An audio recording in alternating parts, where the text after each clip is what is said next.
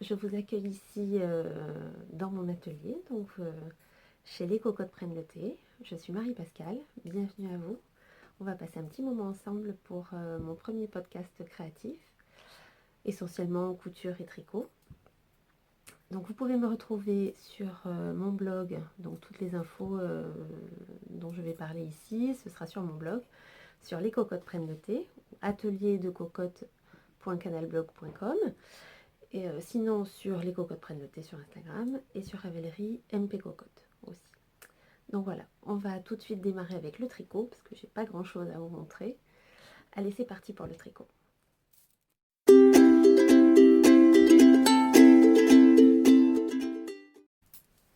Donc aujourd'hui, ce que je porte, c'est le pull Kazahana de Eri. C'est une designeuse japonaise. Donc c'est un modèle payant que j'ai trouvé sur Ravelry. Il est en anglais forcément parce qu'en japonais je ne tricote pas. C'est un très joli modèle. Alors je l'ai tricoté en Drops Air, coloris avoine, haute je crois. Je ne sais plus le numéro, ça doit être numéro 2. Il m'a fallu 830 grammes je crois. J'avais commandé 900 grammes, il reste un peu moins la moitié d'une pelote. Je suis en panne de balance donc je peux plus peser exactement mes restes de laine. Je l'ai tricoté en 5,5.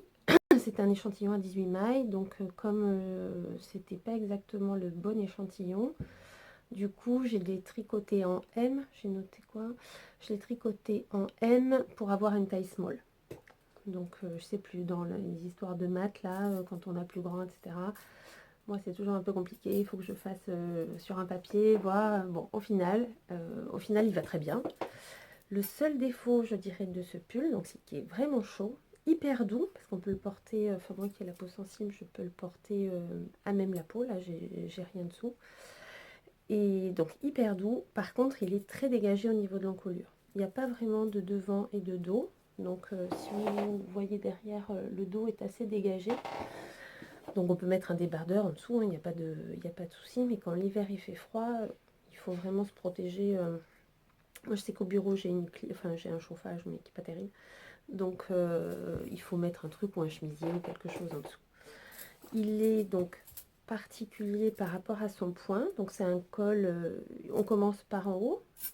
Il y a une histoire un peu bizarre, je me souviens, au niveau du démarrage. On commence avec un certain nombre de mailles, après on réduit, puis on réaugmente. Je trouvais ça bizarre. Et en fait au final ça fait un genre d'i-cord. Pas tout à fait, mais je ne sais pas si on peut voir là. Ça fait une espèce de bord un peu boudiné, mais très joli. Et après, il y a ce point un peu particulier sur 4 rangs différents. Bon, il faut s'accrocher, il faut être concentré, mais sinon, c'est pas très très difficile. Et le rendu est vraiment très joli. Je trouve que ça fait cet effet de zigzag là, super. Après, bon, c'est un pull assez classique par sa construction en yoke. Donc, on tricote en circulaire jusque pour les manches, séparation des bras et du corps. on laisse, pardon, on laisse les manches en attente et après on finit, je vous montre, et tout froissé évidemment, on finit par des côtes un peu bizarres. Alors là j'avoue que je m'étais trompée, j'ai cru que je m'étais trompée, mais en fait c'était bien ça. C'est assez lâche, mais bon, j'ai pas pu faire mieux. Mais en fait je trouve que ça fait un très joli fini. Quand on regarde les différentes versions sur Ravelry, c'est pas tout à fait, le rendu n'est pas toujours le même selon les laines et les modèles et les tricoteuses qui l'ont réalisé, mais bon, après je pense que ça doit correspondre normalement à ce que j'ai fait par rapport au patron, ce qui était mentionné. Et pour les manches, moi pourtant j'ai suivi scrupuleusement à la lettre, mais ça fait pas beaucoup, je pensais que ça ferait plus resserré, mais bon, non, ça fait ça. J'ai essayé de serrer un peu, j'ai pas refait, j'en avais marre, il fallait que je finisse mes manches, donc et j'avais envie de le porter surtout. Donc voilà, c'est un très joli modèle, original je trouve. La couleur est peut-être un petit peu fade pour moi, mais bon après, dans les drops, malheureusement, il n'y a pas grand choix de coloris. Et à part quand on aime les couleurs très très criardes, ou voilà, moi je trouve que le drop c'est très sympa, mais j'ai pas toujours mon bonheur en termes de couleurs. Donc quand je vois une couleur qui y colle à peu près, ça le fait et je suis contente. Donc ça, c'est un premier projet. Je l'avais commencé, je crois, fin d'été l'année dernière ou printemps. Et puis je l'avais laissé tomber, j'avais mis de côté. Justement, à cause des côtes en bas, là, que je trouvais bizarres, qui ne correspondaient pas tout à fait à ce que je voyais sur les modèles réalisés. Puis finalement, je l'ai repris là, en décembre, je crois, pour vite le terminer et quand il faisait si froid. Là, aujourd'hui, j'avoue qu'il fait un peu chaud. Je fais des bouffées de chaleur. Donc voilà mon premier projet terminé en tricot. J'en ai un autre, mais les fils ne sont pas rentrés. Il faudra que je vous le montre une prochaine fois. Donc ensuite, là, le prochain, enfin mon en cours, pour le coup, c'est un châle de Nadia Crétin-Leschène. Je vais vous le montrer. Voilà. Donc ici, que je tricote donc avec encore de la drops que j'avais acheté normalement pour faire un pull, mais finalement je trouvais que ça allait très bien avec cette couleur là, qui était alors c'est pas tout à fait ce que j'imaginais, c'est un des rares écheveaux que j'ai acheté, mes copines du tricot diraient bariolé, parce que je suis une fille qui est assez classique dans les couleurs, j'aime plutôt les non couleurs, on va dire les couleurs sourdes, c'est ce que je préfère. Et là, je sors un peu de ma zone de confort, parce qu'on est sur du bleu pétrole. Bon, tout seul, ça passe. Enfin, ça passe. J'y viens, petit à petit, doucement. Mais j'avais trouvé très joli cet écheveau que j'ai acheté alors cet été. Et ça vient des Petits Points Parisiens. Je crois que c'était Pompadour, le coloris, si je me souviens bien. Pardon. Donc, je sors de ma zone de confort. Je sais pas, tout le monde l'aime beaucoup, mais pour moi, c'est un peu compliqué. J'espère que j'arriverai à le porter, surtout parce que, à part avec un jean et du blanc, j'ai peur que ça reste un peu dans le placard, un peu le truc pas assortissable. Et au départ, j'avais prévu, enfin, je voulais faire un châle à 3 couleurs avec celle-ci. Là, pour le coup, la zone de confort, on n'y peut du tout dedans, parce que ça fait quelques années que j'ai envie de rose, n'est-ce pas? Et donc, j'ai envie, comme il y a quelques speckles de rose, mais très légers, enfin, il y a des petits bouts vraiment light, hein. On peut le voir sur l'envers aussi de temps en temps. Bref.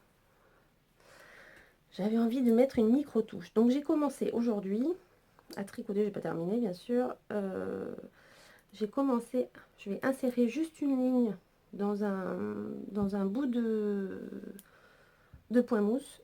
Je vais juste insérer une ligne de rose. Je ne sais pas. Je ne sais pas ce que ça va donner. Si ça me plaît pas, c'est pas grave, je déferai. Faire et défaire, c'est toujours faire quelque chose. Mais bon, j'ai bien envie pour le coup, de mettre le paquet sur la couleur et de mettre un truc vraiment Pepsi. Mais l'autre jour, j'ai demandé conseil à un tricoté où je vais le samedi de temps en temps. Et presque à l'unanimité, toutes les filles m'ont dit non, non, non, là tu vas trop loin, c'est pas possible par rapport à ce que tu mets d'habitude. Waouh, attention les coloris. Et à part une personne qui m'a dit non, non, vas-y, mais je sais qu'elle aime bien les couleurs comme ça. Donc, donc bon, à voir. On verra ce soir déjà avec la ligne de rose comment ça se passe. Et puis bon, à voir, à voir. Et sinon, donc c'est un châle, je ne sais pas si je vous l'ai dit, de Nadia Crétin-Leschène. Où est-ce que j'ai mis?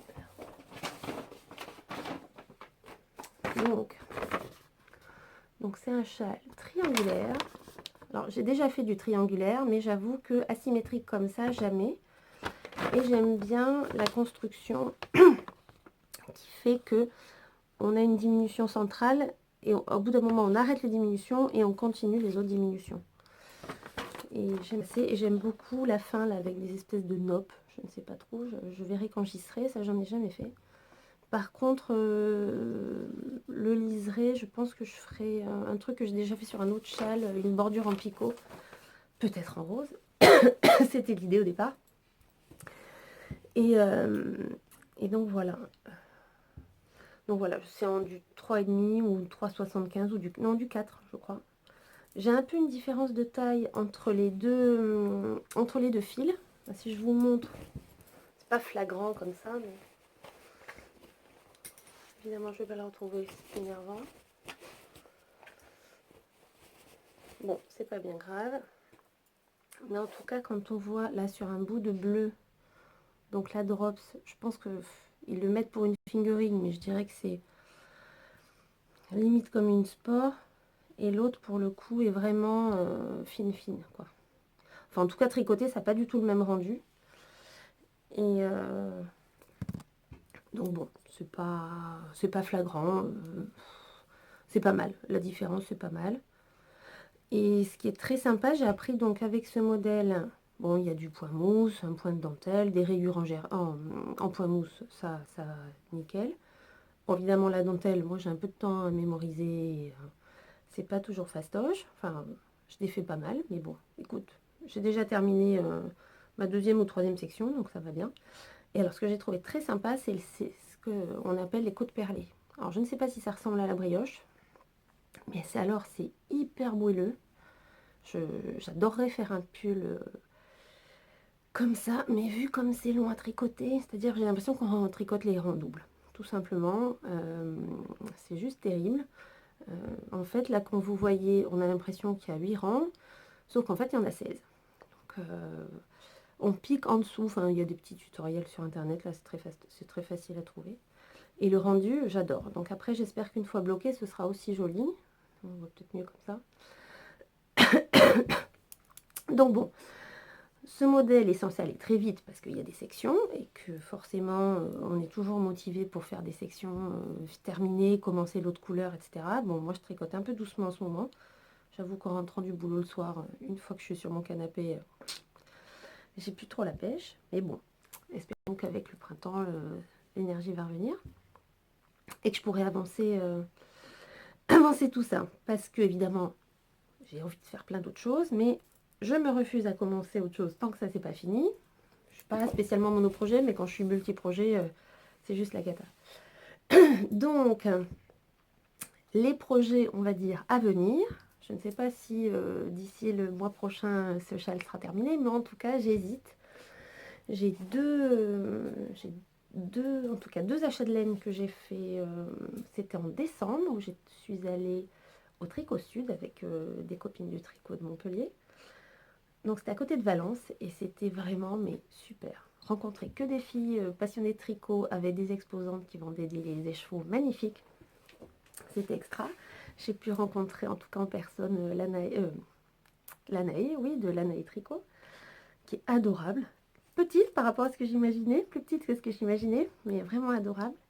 Et puis du coup, elle m'a conseillé de la laine. Je cherchais de la déca pour faire le pull RL. Et dans un ton, voilà, ben voilà ce que j'ai trouvé. Donc j'ai pris 3 écheveaux comme ça. Mais alors par contre, c'est du rustico-rustique, quoi. C'est... J'espère que ça va bien s'adoucir après au lavage. J'ai un pull comme ça, un gilet comme ça, qui au fur et à mesure du porté et des lavages s'est adouci. Mais là, j'avoue qu'il y a de la paille et tout dedans encore. Par contre, voilà, le fil, c'est pas tout à fait ça. C'est un peu plus éteint que ce que vous voyez. Et il y a des nuances un peu plus foncées de noir, mais pas trop, parce que ça, j'avais envie d'un truc... j'espère juste que le drapé correspondra au modèle. Si je peux, j'essayerai de vous mettre une petite photo, mais je sais pas si je vais y arriver. Mais sinon, c'est le modèle RL de Elong avec Anna, qui est un modèle payant, mais bref, on le trouve facilement sur Ravelry ou sur le site d'Anna. Pardon. J'ai repris froid, c'est la 3e fois depuis cet hiver, donc ça commence à bien faire. Il est temps que le printemps arrive, pour de vrai. Donc voilà, donc ça c'est la première idée de projet. Alors je me dis que handicap, ça va aller vite forcément.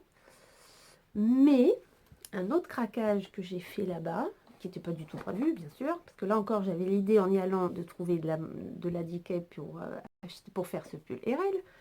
Mais il y avait la pelote vagabonde sur place. Et alors là, j'avoue que j'avais déjà acheté des sèche-chevaux chez elle, au Lot et la Laine, je crois, il y a 2 ans, que j'ai toujours pas tricoté, mais bon, je les regarde, je les touche comme ça, je les caresse. Et j'ai pas trouvé encore le bon châle pour ces 2 écheveaux qui attendent gentiment, patiemment dans mon stock.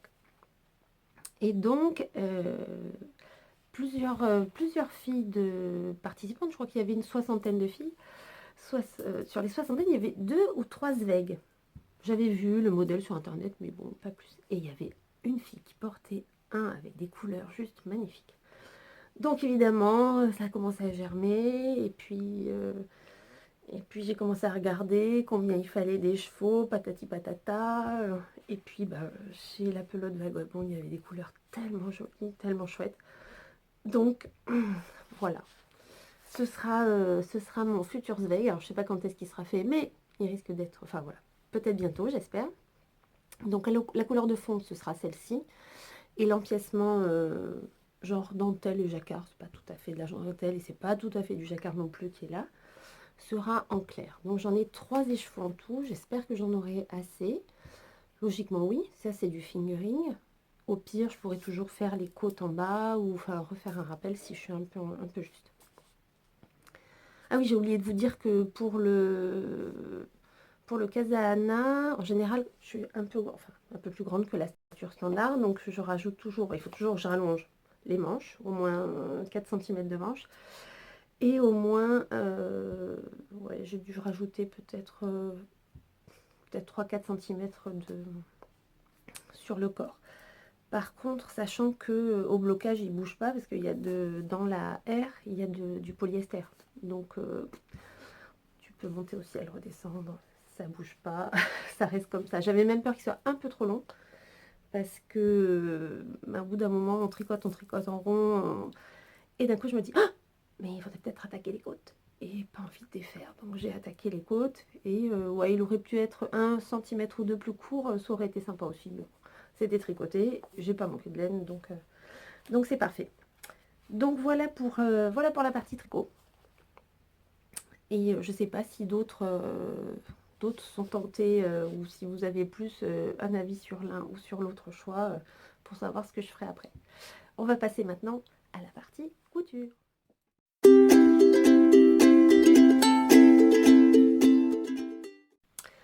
Alors, dans cette partie couture, bon, j'ai dû boire parce que j'étais juste au bord de l'asphyxie, entre l'atout, la chaleur qui fait, le pull qui tient super chaud.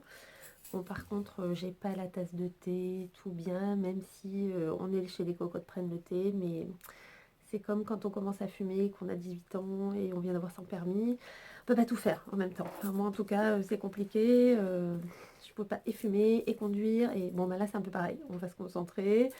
Et peut-être que la prochaine fois, j'arriverai à prendre une vraie tasse de thé avec vous. Là, c'est juste un peu d'eau. Et je vois que c'est reparti. Bon, en tout cas, pour cette partie couture, donc je vais vous présenter 2 robes dont j'ai fait déjà la revue sur mon blog, sur les cocottes prennent le thé, et un pantalon, pas pour moi, mais pour mon chéri. Alors, j'essaierai de vous insérer des photos. Alors, du pantalon tout seul, parce qu'il me dit non, non, non, hein, moi, je veux pas de photos, pas de... Donc, il m'avait demandé, ça fait un petit moment, de lui faire un pantalon en laine. Vous avez bien entendu, un pantalon en laine. Alors, au début, je pensais genre toile de pantalon, genre de costume, quoi. Un pantalon un peu chaud. Non, non, non, non, tu tricotes, je voudrais que tu me tricotes un pantalon en laine. Alors, bon, j'ai regardé vite fait sur internet, sur Ravelry, donc effectivement, j'ai trouvé des trucs, des pantalons en laine, mais c'est juste pas possible. Puis en plus, fin, ah oui, il voulait fin. Donc, qui dit pantalon en laine? Alors déjà, j'ai vu une espèce de survêt tricoté en Dickie ou en worsted, enfin un truc super épais. Bon, mais lui, il voulait fin. Donc ça voulait dire, j'imaginais comme avec du fil chaussette, du fingering, là, en 2,5. Donc quelqu'un qui fait une taille entre L et XL, comment vous dire, je me disais, mais non, ça va être le projet boulet de ta vie. Puis bon, au niveau du look, c'était pas possible. Après, on en rigolait avec une copine, donc il me dit, mais si, Stéphane West, il a fait un truc, si tu veux bien vraiment le dégoûter, tu lui montres ça. Je crois que ça s'appelle le swamp, un mix entre des restes. On déstructure en fait un pull tricoté machine, ou enfin en tout cas un pull tricoté, donc on coupe. Les bras, ça fait le bas des jambes, et avec le pull, on fait un montage, enfin bref, un truc complètement improbable. En plus, avec Stephen West, c'était vraiment bariolé, tu bariolé. Donc, de toute personne me dit, non mais de toute façon tu veux rien me faire, tu veux même pas me faire mon pantalon en laine. C'était devenu un peu le leitmotiv et le jeu entre nous. Et puis bon, finalement, donc il m'a demandé un pantalon, c'était un pantalon d'intérieur, en laine. Donc je lui dis, en fais ce que tu veux, c'est un pantalon confortable, mais pour être à la maison, tranquille, mais pas un survêt, pas un jogging quoi. Donc, j'ai farfouillé, j'avais acheté chez Maison Victor, je crois, l'année dernière, vers Noël. Il y avait eu un hors-série. Il y avait eu un hors-série, et avec notamment, c'est pour ça que je l'avais acheté, il y avait un modèle de pantalon, un ou deux modèles de chemise, enfin très sympa, je l'ai là, je crois. Voilà. Donc c'était ce Maison Victor là. J'espère que, je crois que malheureusement chez vous, ça se voit à l'envers, c'est affreux.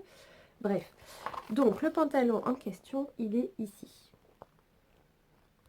Voilà, donc je trouvais sympa. Et il y avait un espèce de fermé par un bord-côte, des surpiqûres, retourné en bas, bref. Je trouvais que, enfin voilà, ça pouvait faire le truc. Un entre-deux, pas sweat, pas... Le tout, c'était de trouver le tissu. Alors, j'avais trouvé là. Donc, j'ai un petit bout de tissu, là, qui traîne, que j'ai pas jeté exprès. J'ai trouvé ça dans une espèce de, je sais pas comment appeler ça, un magasin à Montpellier. On n'est pas très très fourni en magasin de tissu à Montpellier, en centre-ville. Un truc qui s'appelle, je crois, Mondex, qui est, ça fait genre, on a l'impression de descendre dans un garage avec un rideau métallique, là, tout est ouvert. Enfin, il n'y a pas de, il y a pas de, il n'y a pas de vitrine, il n'y a pas de porte. C'est la porte du garage. Quand le magasin est ouvert, la porte du garage est ouverte.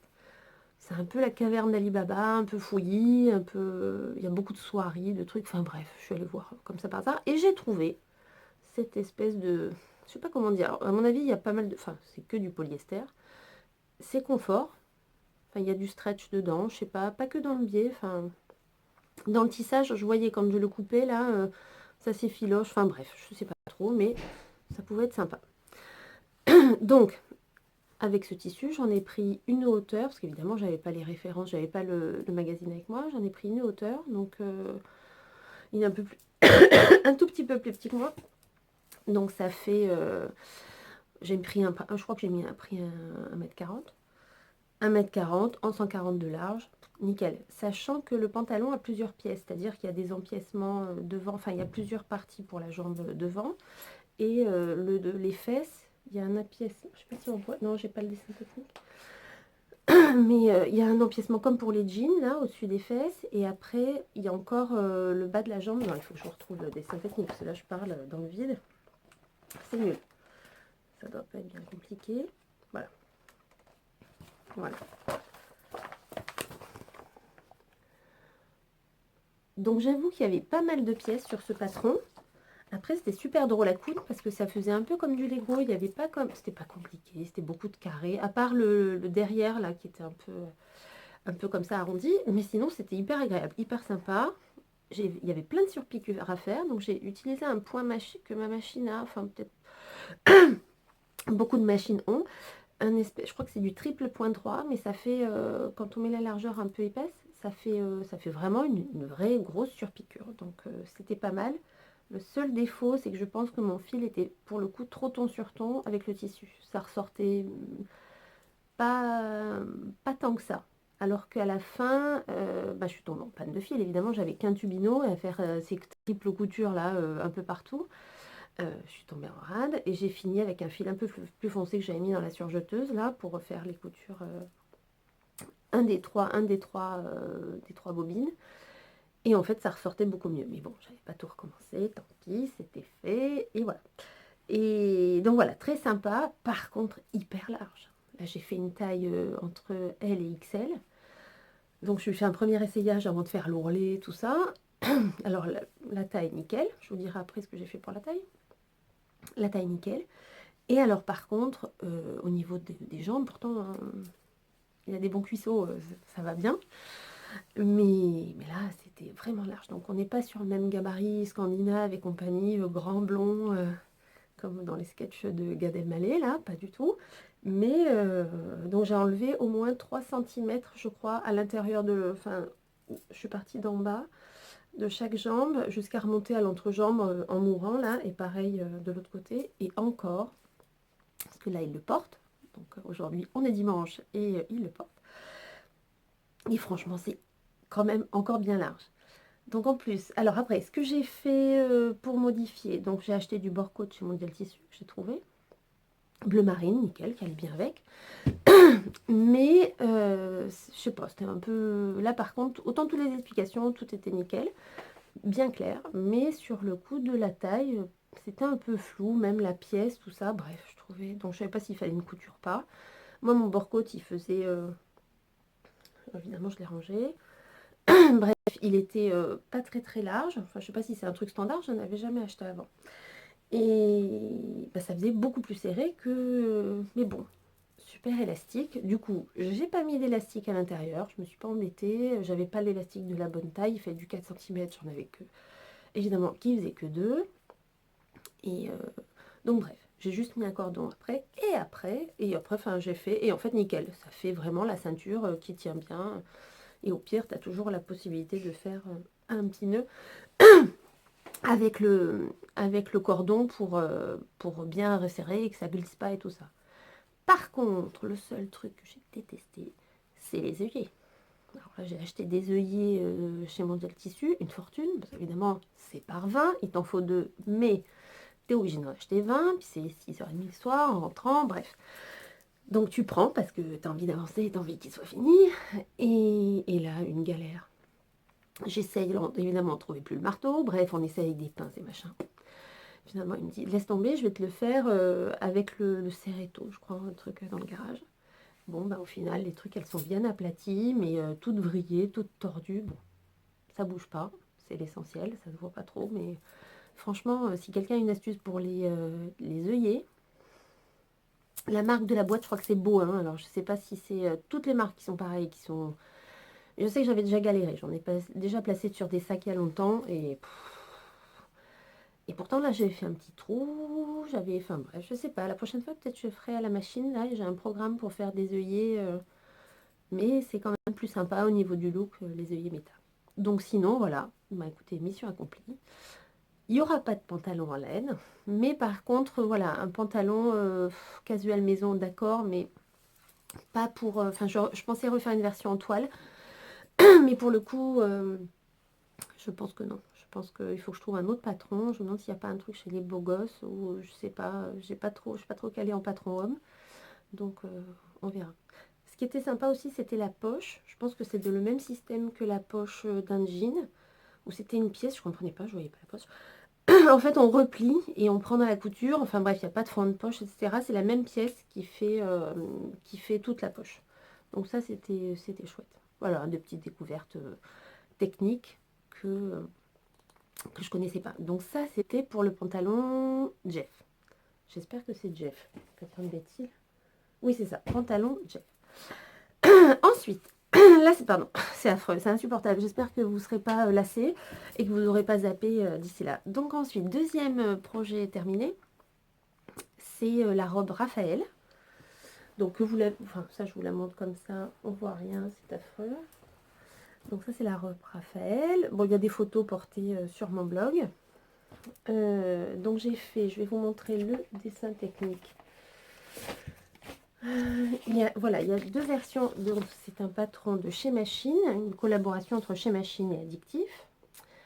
Donc vous voyez le dessin technique. Vous avez soit une version avec col chemisier, je dirais comme ça, ou alors une version à la Vallière et on peut choisir. Là c'est un petit peu foncé. Bon ben moi clairement j'ai fait celle-ci. Et je l'avais vue en fait, ce qui m'a motivée à la faire. Toujours à se tricoter Tricot Sud, là, en décembre, les deux, je crois que c'était les deux organisatrices.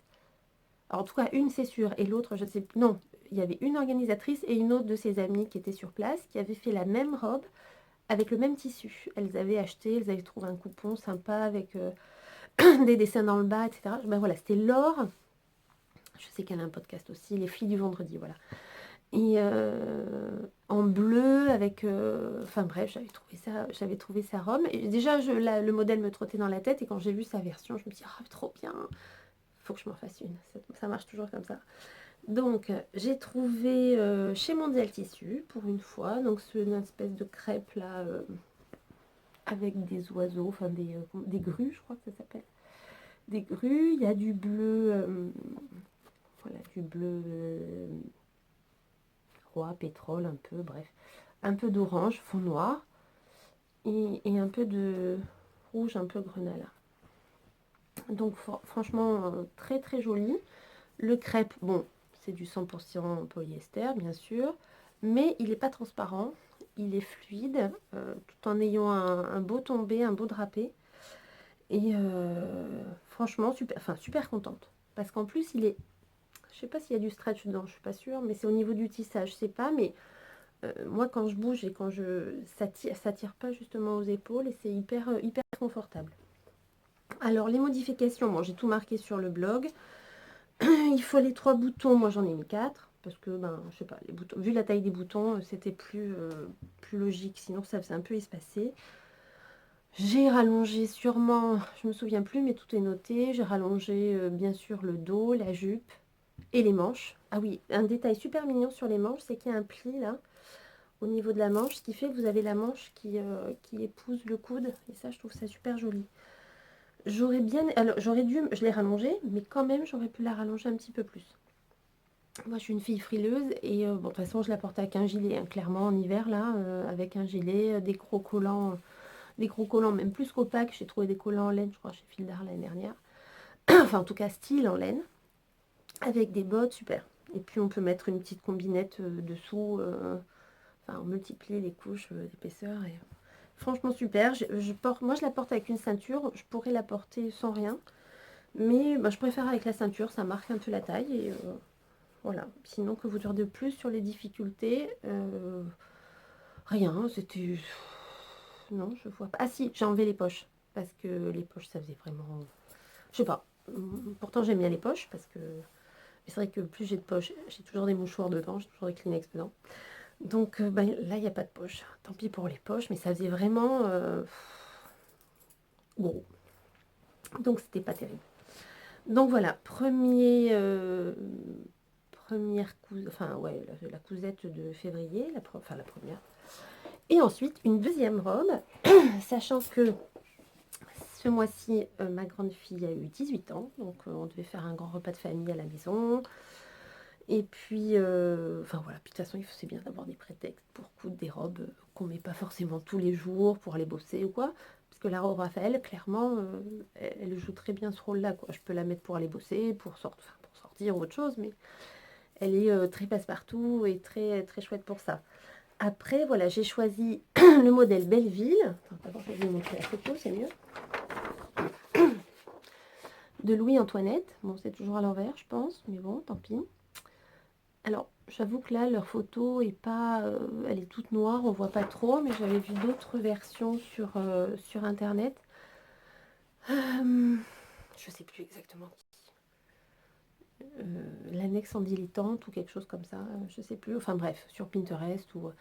Et je trouvais que le côté cache-cœur, enfin je trouvais qu'elle avait un chic fou. Et j'étais pas fan jusqu'à présent des tailles élastiquées, parce que j'ai déjà acheté des robes dans le commerce qui y avait ça.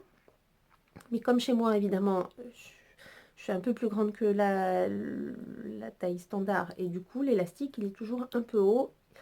Et ça moche, quoi. Ça tombe mal, ça me plaît pas. Donc à chaque fois, enfin, c'est très moyen. Donc je suis obligée de rajouter soit un truc par-dessus, une ceinture par-dessus pour... Enfin, ça fait un peu quiche-misère, c'est jamais nickel.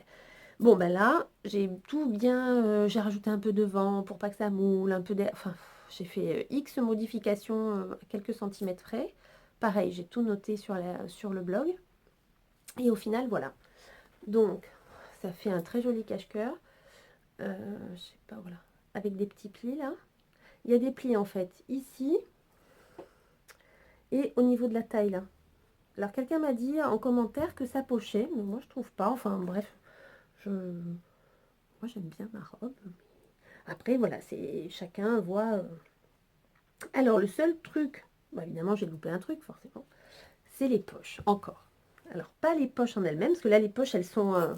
vous voyez rien, forcément. Là, les poches, elles sont sur le côté, et il y a une espèce de revers. Et c'est ça qui donne tout le chic à la robe. On voit rien sur du noir, hein, c'est débile. Mais bon.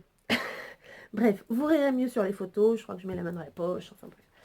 Et il y avait donc sur le patron des pièces pour les parmentures. Alors moi j'ai tout découpé bien sagement, j'essaie de les caser, enfin bref, parce que... Et en fait, les pièces, en tout cas du patron, étaient juste à poser sur la parmenture pour coller après sur la poche qui a déjà cette découpe particulière. Donc moi je me suis retrouvée avec mes trucs entoilés, que j'avais bien entoilés, tout ça.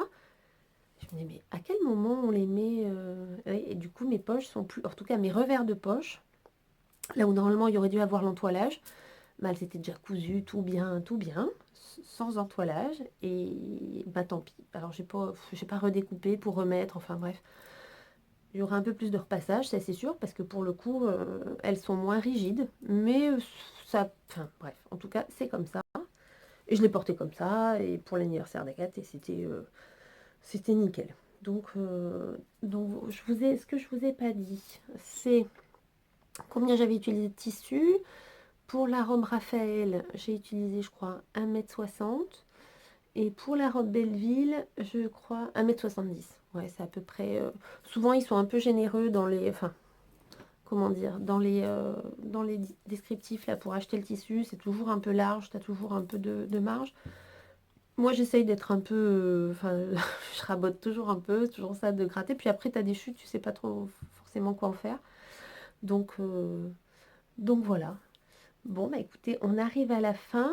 Juste ce que je peux vous dire, en prochain projet couture, j'ai prévu, qu'est-ce que j'ai prévu? Ah oui, un pantalon. Un pantalon, mais là pour moi, je suis dans une phase pantalon. Bah, j'ai déjà réussi un premier, pas pour moi. Donc j'ai prévu un pantalon droit, pince, voilà, de chez Blousette Rose. Et avec une poche passepoilée, j'espère que ça va aller. Voilà, le motif a l'air très sympa, enfin la forme a l'air très sympa. Je pense que ça, enfin on verra. Hein, j'ai souvenir d'avoir fait un pantalon pour moi il y a très longtemps quand j'avais commencé à coudre, un pantalon mode des travaux, je crois. Comment vous dire, ça a été une catastrophe totale parce que évidemment c'était un peu trop compliqué pour mon niveau de couture à l'époque. Il y avait des passants, il y avait une braguette, enfin la braguette était compliquée. Bon, puis mode des travaux, c'est pas Burda, mais c'est pas non plus en termes d'explication, c'était pas, il n'y avait pas de tutoriel vidéo, c'était peut-être il y a 15 ou 20 ans. Et au final, donc, le tissu en plus était un peu brillant, un peu fluide. Et donc ça a dû glisser à mort quand j'ai coupé le patron, j'avais une table un peu petite. Donc je pense que... Enfin bref, au final, j'avais une jambe qui vrillait totalement, quoi. Donc c'est... Et depuis, je crois que j'ai jamais refait de patron, j'ai même pas fait de short. Non, j'avais fait un short pour Agathe quand elle était petite. Donc voilà, doucement mais sûrement. Donc voilà, le prochain objectif, c'est le pantalon classique de Blousette Rose, fusain, pardon, de Blousette Rose. Donc voilà, j'espère que ce podcast vous a plu, vous avez passé un bon moment. En tout cas, moi, c'était rigolo. Un peu essoufflé, je sais pas, parce que si c'est que je suis enrhumée, j'ai soif, ou je fais que parler, forcément, c'est peut-être ça aussi. Donc n'hésitez pas à vous abonner à cette chaîne. Et puis, ben, écoutez, je vous dis à bientôt. Je pense ben, le mois prochain pour faire un petit bilan de ce mois de mars. Et puis, ben, en tout cas, bon tricot, bonne couture à tous. Et ben, je vous fais des bisous. À plus, au revoir.